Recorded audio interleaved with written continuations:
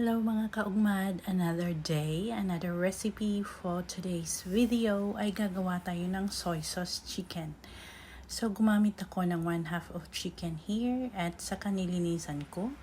Ni-remove ko yung mga excess fat ng chicken. Pagkatapos niyan mga kaugmad, i-brine natin yung chicken for 1 hour. Lagyan lang natin ng salt at saka ng water na kailangan nakasubmerge yung chicken natin. So after 1 hour of brining, hugasan ulit yung chicken at saka i-dry. And this time, mag-add tayo ng seasoning, 1 teaspoon of chicken powder, and then 1 tablespoon of rice wine.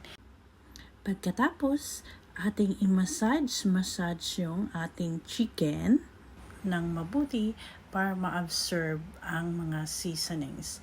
So, nagpainit ako ng kaldero dito mga kaugmad. Nilagay ko yung sibuyas na dahon at saka ginger and then the soy sauce mixture at nilagyan ko ng tubig.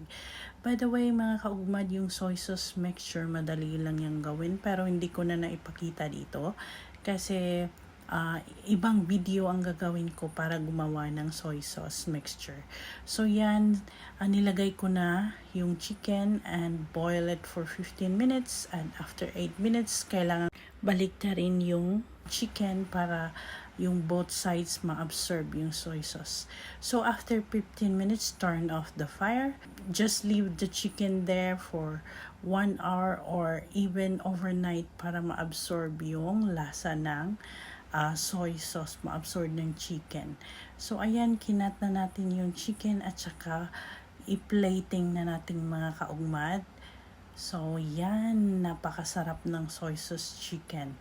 So ready na po yan mga kaugmad, and thank you for watching. Until next time, follow for more.